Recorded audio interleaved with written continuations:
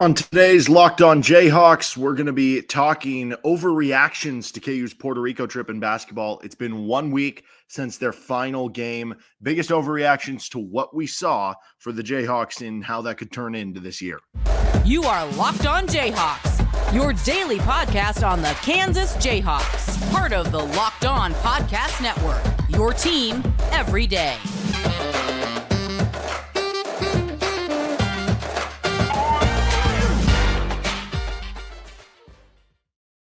I'm Derek Johnson. You can hear me as well Monday through Friday from 3 to 6 p.m. on KLWN in Lawrence with Rock Chalk Sports Talk. Thanks for making Locked On Jayhawks your first listen every day. We are free and available wherever you get any of your podcasts. You can also find us with our YouTube page where you can like and subscribe to our show. On today's edition of Locked On Jayhawks, we're overreacting to what we saw in Puerto Rico. We took a week off. We've talked plenty about it if you missed it on any of the past episodes, but now a little more time to let stuff sink in and really have some good overreactions to what we saw as part of this. First, though, this episode of the Locked On Jayhawks is brought to you by LinkedIn Jobs. These days, every new potential hire can feel like a high-stakes wager for your small business. That's why LinkedIn Jobs helps you find the right people for your team faster and for free. Post your job for free at linkedin.com/lockedoncollege. Terms and conditions apply. Okay, so 1 week off of the Puerto Rico trip for KU. I've got, if you're watching on our YouTube page, I've got, kind of a crummy looking graphic with some of the stats of the individual players. Hunter Dickinson led the team points per game with 19 of them. Also rebounds per game with 7 of them. DeJuan Harrison assists, just under 7 of those. It was also DeJuan in steals with almost 4 per game. Oddly enough, Hunter Dickinson didn't have a single block in his time down in Puerto Rico. Parker Brown led the way with 1 of them. KJ Adams shot a team best 71% from the floor. He also shot technically a team best 67% from 3. Among players who took, I guess, 2 or more per game, it was Nick Timberlake with the most at 40%. He took the most threes, made the most threes in terms of totality. And then it was Hunter Dickinson attempting the most free throws, tied with Kevin McCullough, making the most free throws, but the best free throw percentage. Jamar McDowell, technically 4 for 4. If you want bigger numbers there, 7 of 9. KJ Adams actually had the highest number at 78%. So biggest takeaways from this 3-game stretch for KU in Puerto Rico. The first one to me, the KJ Adams and Hunter Dickinson, that pairing works. It just does. I know it was 3 games. I know one of them was against, lesser competition, and you didn't get to play the full Bahamian national team. You didn't get to see DeAndre Ayton and the full pros that they went against. And it is still just 3 games. And in one of them, KJ Adams only had 3 points. I don't care. That pairing seemed to work just fine. I think it's going to be okay this year. Yes, it's not as ideal as if you had a traditional wing who's going to shoot extremely well from 3-point range that really stretches out the floor. KJ knows what he's doing, man. He's a very trusted player by Bill Self. They're going to run some of their high-low stuff. Hunter Dickinson and KJ are both good passers. They're going to take advantage of that, passing to each other. They're in the case of KJ, he's a really good cutter. He can catch it off lobs. So if another team just sags off of him and he's standing in the corner, that guy might fall asleep and he might be able to go backdoor behind him and throw down a lob. I think you're going to be a pretty good rebounding team on the offensive side of the ball. We saw Hunter Dickinson have a lot of tap outs. KJ was a good offensive rebounder last year, although some of the defensive numbers weren't great.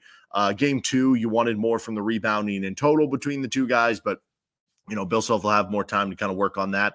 Hunter Dickinson, as I mentioned, 0 blocks in the event. I expect that to go up once the college season starts up, but that's the beauty of KJ, man. He can kind of cover up. He's a really good weak side rim protector when he's coming over to make those plays and kind of help defense, and he could kind of be a rover in some of that area. He can also defend out on the perimeter that makes him a wing. I am not concerned about that pairing anymore. That was my biggest question going into this thing, and yes, it was only 3 games, but for having an overreaction to what we saw, I'm no longer worried about it, even though it wasn't a high sample size of him shooting jumpers. He shot, a couple mid-range. He shot 3 3-pointers. It looked pretty good. The form looked a little bit better, a little smoother, a little quicker out of KJ Adams, but it's just figuring out ways to fit in outside of just doing that. And, there are at least enough teams who have played, even recently, 2 big basketball, which this is like 1.5 bigs to a certain point, and had success. You think back to a lot of the Duke teams recently, and that's what they're going to be trying to do this year. Marvin Bagley, Wendell Carter, right? They were Grayson Allen shot from rolling around the rim, which everybody's happy that thing popped out, but from being in the Final Four, right? So I think it's going to be okay. And I think everything's going to work there. My other big overreaction here is KU is very athletic. Now, this doesn't sound like an overreaction at all. This just seems very right? They looked very athletic. They looked very springy. But again, with the competition, you don't really know everything you're going up against, where it's like, well, are they athletic because they're just playing against a bunch of guys who aren't very athletic, where they don't make them, where it's, on a curve, it looks like KU's a lot more athletic than they are. But no, man, when Bill Self says we want to be an athletic team, it's not always about just having a 6'6", 6'7" wing who has a 40-inch vertical and can dunk on someone, or having a pogo stick center that's going to block 3 shots a game and throw down a bunch of dunks. Some of that is just speed-based, and some of that is guard-based. Like, can you have quick guards? That matters into this too. Like, the Frank Mason, Devontae Graham teams, neither one of those guys were this, like, otherworldly vertical athlete. Now, both had pretty good hops and could throw down dunks, but it's not like they were, John Morant necessarily, but they were really quick. They were really fast. They were athletic in that way, and it led to Kansas being an athletic team. You look at the guards that they have at their disposal this year. Elmarko Jackson is super athletic. DeJuan Harris is an athletic college guard. He's very quick. He gets up on you. Arterio Morris is athletic, obviously. Nick Timberlake, you might get the, white guy shooter role. Like, no, he's athletic, right? Kevin McCullough is a pretty good athlete too. KJ Adams is obviously very athletic. Parker Brown, it's been said like multiple times now. People are doubling down on this take, like whether it's his mom, whether it's Bill Self, that he's the best athlete in the family, right? Even more than Christian Brown. So you have a situation here where you have a really athletic team, and we'll see what Johnny Furphy adds to this because he looks really athletic too. I feel very confident this is going to be a very athletic team, which means you should be good in transition and you should have potential to be really good on the defensive end and crashing the glass with all those athletes. And I think because of that too, you're also going to see this team get a lot of steals and pressure the ball a ton. That's my other reaction. This team's going to be really good at forcing ball pressure. Sometimes it gets floated out there like, would this be the Bill Self team that the full court presses? They have the bodies for it. They never do. Sometimes you'll see them throw it out for a play or two. Sometimes you'll see, you have one of your guards pick up the other guard all 94 feet or pick them up at half court to slow them down initiating the offense. I think they'll do that a good amount this year. But last year's team was really good at forcing steals too. I think this team is going to be really good, if not better, at forcing steals because you have DeJuan and Kevin just like you did last year. But you add Arterio, who should be good at it, Elmarko, who should be good at it. So I think this team is going to be really good at forcing steals and be one of the better ones in the Big 12. There's another overreaction, I guess. And then my final overreaction I have here is KU has the potential to be an elite defense. This kind of filters back in with the athleticism stuff. Just in theory, DeJuan Harris and Kevin McCullough, who were both all Big 12 defensive team picks last year in the conference, they're back. They could be 2 of the best 5 defenders in the entire country, not just the Big 12. So that's a great starting point. Hunter Dickinson should be a good one-on-one defender in the post. So, teams who traditionally are going to play through a big man and try to go through the post, it's not going to be super easy down there. And he is at least a big body you have to move.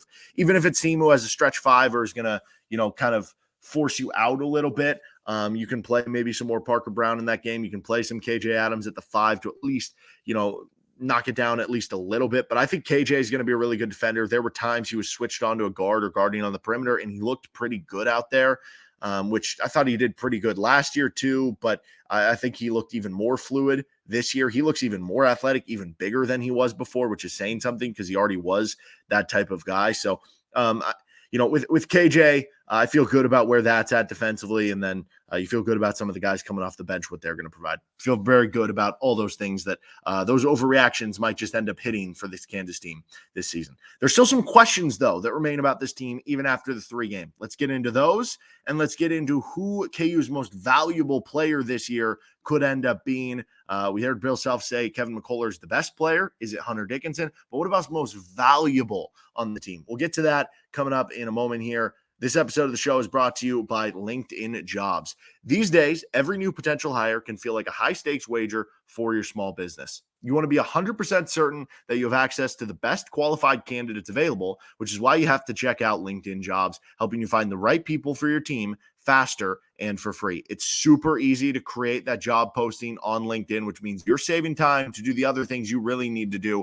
But also, it's really important to set up that job so that you can get the right people in. So add your job in the purple hashtag hiring frame to your LinkedIn profile to spread the word that you're hiring. Simple tools like screening questions make it easy to focus on candidates with just the right skills and experience so you can quickly prioritize who you'd like to interview and hire. You got to add the right team member to make sure things keep going in the right direction, or you need to add that right team member to make sure things start going in the right direction, or make your work-life balance a lot easier. You can do that with LinkedIn Jobs. Small businesses rate LinkedIn #1 in delivering quality hires versus leading competitors.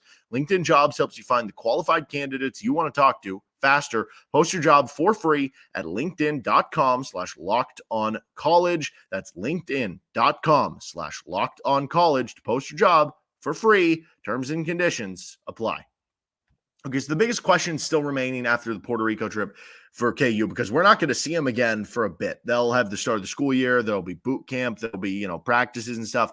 There'll be then late night in the fog, but that's not till October. Even then, that's kind of an open gym setting where, the coaches, I don't know how much they're calling plays. You hear Bill Self on the broadcast always complaining about why'd you do this? Why'd you do that? And it's kind of funny. And then we'll have exhibition play at the beginning of November. I guess secret scrimmage before then, but again, we're not really going to totally know. So there is a long period of time here, about 2 months, 3 months, before we're going to get some more snippets that are, I don't know, maybe a little bit more real. Biggest questions remaining. There still is the question, who's going to win the starting 2 spot? Who's going to win the starting shooting guard spot between Nick Timberlake, who started game 1, Arterio Morris, who started game 2, and Elmarko Jackson, who started game 3. I think a lot of people have been kind of assuming Arterio would be that lately. And after the first game, he had 20 points. I think you'd be right to assume that. I don't want to discount Elmarko Jackson here. I'll be honest. I'm at a point now where I'm thinking I'm slightly leaning Arterio Morris, but I have Elmarko Jackson 2 and I have Nick Timberlake 3. I think all of them are going to play good minutes for you, 15, 16 to 20, 25 minutes per game from all 3 of them. So all of them will have a role and be critical on this team. So maybe it doesn't really matter who starts. It'll matter more who finishes. And, you hear that all the time. But maybe the starter will end up being the one that plays the most minutes. Maybe that'll be the one who plays 25 minutes per game. Second guy plays 20 and third guy plays 15. So it could have a pecking order like that. We don't totally know.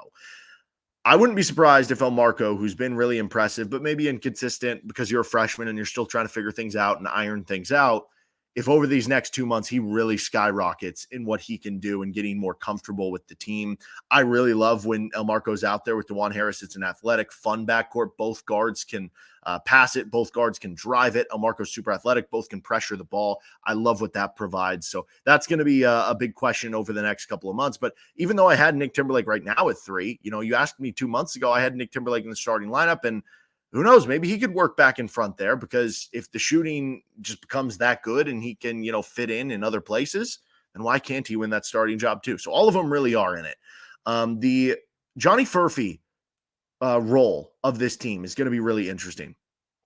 He could play the 2, he could play the 3, he could play the 4. I don't know how many minutes you're going to have at the 2. With Arterio Morris, Elmarko Jackson, Nick Timberlake eating up a lot of those minutes. At the 3, I don't know how many minutes you're going to even have to begin with, because Kevin McCullough and maybe some Nick Timberlake. And then at the 4, some Kevin McCullough, some KJ Adams, right? Are you going to play Parker Brown next to Hunter Dickinson? It's going to be hard to find that role for Johnny Furphy. If he's as good as they think he's going to be, and keep in mind, a lot of those comments have been based on what they saw on tape, what they've seen in recruiting, what he's doing so far. He's not with the team yet, so you don't know totally how he's going to fit in and everything. But if everything goes as planned, I feel like the role is going to be for, maybe 8 to 10 minutes a game, whether it's spot minutes, where it's, those 8 to 10 minutes in a given game, or if it's every game, that kind of remains to be seen. And as we've talked about a lot, it's hard to see a KU Bill Self rotation going 9 deep, maybe in the non-con. But once we get to conference play, it'll typically be 8, and on certain nights 7. And if it is 8, does that mean it's down to Johnny Furphy versus Parker Brown? And obviously they're different positions, but if you decide Johnny Furphy is better than Parker Brown, you can just play KJ Adams as the backup 5 minutes. That creates more 4 minutes, which you could move Kevin McCullough to, and that opens up more 3 minutes, which you could put Johnny Furphy into. So that'll be a really interesting one, because Parker Brown, I think there were a lot of really good reviews in the practices leading up to Puerto Rico, but I don't think he played his best ball in Puerto Rico either. How much does that matter? Johnny Furphy joining late, that's going to be tough, joining later into the system, and they're not super deep into everything yet, but you're still behind in some of the stuff, and how quickly can you catch up to that will be important for what he can do year one. Will Jamari McDowell redshirt? Zach Clements sounds like the plan is for him to continue to redshirt. I don't think we saw anything in Puerto Rico outside of hearing that he had scored like 60 points over the course of 2 scrimmage games. Then he had 8 points in the first exhibition game. That was like, well, if he's that good, if he's putting up 30 a game in every practice, like, could you take the redshirt off? I don't think that's the plan. But will Jamari McDowell redshirt? Part of it could depend on going back to Johnny Furphy, right? Like, are you ready and do you feel good about that? Part of it's going to depend on Jamari McDowell, what he wants to do, what his family wants to do. But what if Jamari McDowell comes out and all of a sudden he breaks out and he looks better than Johnny Furphy in the months leading up? Then at that point, it's no longer a conversation. And the big question I have from the team perspective is the shooting. Shooting was good in game 1. It was poor in game 2 and game 3, both from three-point shooting and from the free throw line. Now, it's still such a small sample. You're playing with a different basketball, with the FIBA basketball. You're playing in a gym you're not used to. The floor's slippery. You're playing against professionals. It's just going to be a little bit different. I'm not overly concerned yet. It's just that you back it up, and it goes back to the idea that this team, there are people having questions about their three-point shooting, and then you back it up by not having a great performance over the last 2 games, that it does scare you a little bit. But I did an episode a couple weeks ago about why I'm not overly concerned with the three-point shooting, that it's easier to get to that level of where national title contenders have been. Check it out with Locked On Jayhawks, at the 35-36% mark than you might think. And I still think they can possibly get there. All right, I want to finish up here with who is KU's most valuable player. I think that'll be an interesting discussion here with Locked On Jayhawks. We heard from Bill Self prior to the team leaving that for Puerto Rico, that Kevin McCullough was the team's best player. Everything we saw, you can have that argument. You can have Hunter Dickinson from an All-American perspective, award perspective. It'll probably be Dickinson just because the stats will go that way. But you can understand with Kevin McCullough, because you have the added defense, the leadership perspective, why Bill Self would say that. It could also be Bill Self saying that to challenge Hunter Dickinson and to challenge Kevin McCullough to live up to that hype, right? So there are the reasons that could be the case. But I'm interested in what is the most valuable. Who is the most valuable player on the team? I still, for my money, think Hunter Dickinson is going to wind up being the best player on the team because of his impact as being the go-to option on offense, what he's going to do as a scorer, as a passer, as a rebounder, how everything is going to kind of float around him, and how he's going to be the orbit on the offensive side of the ball, that I think he will be the best player in that regard. But valuable player, maybe it is him if everything is around him. And I guess you could say, well, the drop off from him to the second string is more than, any other position that you have. But I could argue DeJuan Harris too. He's so valuable anytime he's on the floor. Then again, you have other good guards. I think in that way, it is Kevin McCullough. In that way, it is Kevin McCullough as the most valuable. He's the glue to being a wing. Like most of your other players are more guards or they're forward/centers. So he's kind of the glue in that regard. You can play him at the 3 or the 4. He's one of your better passers. He'll be one of your better scorers. He'll be one of your better rebounders. He'll just do everything well for this team and be a connective piece that should have that leadership ability. And we saw some of those pro moves that he's kind of added, that he still can be, when you need him, a go-to scorer in some key moments, you would hope. But also, he's probably going to be somebody who is fine deferring, that he's going to be valuable in that regard, that he doesn't always have to take the big shot if somebody else has that moment. And that's important to know when to do it and when not to do it. And you add in his defense, that he's versatile. If he gets switched on to a 1, 2, 3, 4, even a 5, you feel okay with him being out there. So I could argue that. You could also argue KJ Adams, though, is most valuable because they don't really have anybody else that can do what KJ does, which is be a kind of true power forward to that sense. Like, you can play Kevin as a small ball 4. Maybe you can play Johnny Furphy as a small ball 4. He's only 180 pounds from what he's listed at. Maybe you could play Parker Brown with 2 big basketball, but I don't know. You don't have a ton of power forward options. And from that standpoint, the scarcity standpoint, you could argue he's the most valuable, especially when you look at it as, KU being a sinking ship or being one that floats along the way and has everything that you could want and, wins a title this year. That could just be dependent on how KJ Adams, going back to our first overreaction, how he fits next to Hunter Dickinson, how he progresses as a player, how he shoots the basketball. If he doesn't do well and the fit's not there, it's going to be hard for this team to live up to the potential. But if he does, it's going to be easy for them to be one of the best teams in the country. So I think actually you could argue it is him. Maybe he's the X factor, right? There's that term. Maybe that makes him the X factor. Kevin or DeJuan is most valuable. Hunter as the best, if we want to give different things here, just to give everybody a little piece of the pie. All right, you can hit me up on Twitter at DJohnsonRadio. That'll do it for this show of Locked On Jayhawks. You can find our show wherever you get any of your podcasts. You can also find us on our YouTube page with Locked On Jayhawks. Have a good rest of your day. I will be back from out of town, and we'll get to some more consistent content this week with Locked On Jayhawks. So be on the lookout for that. Some more KU football stuff upcoming. See you next time.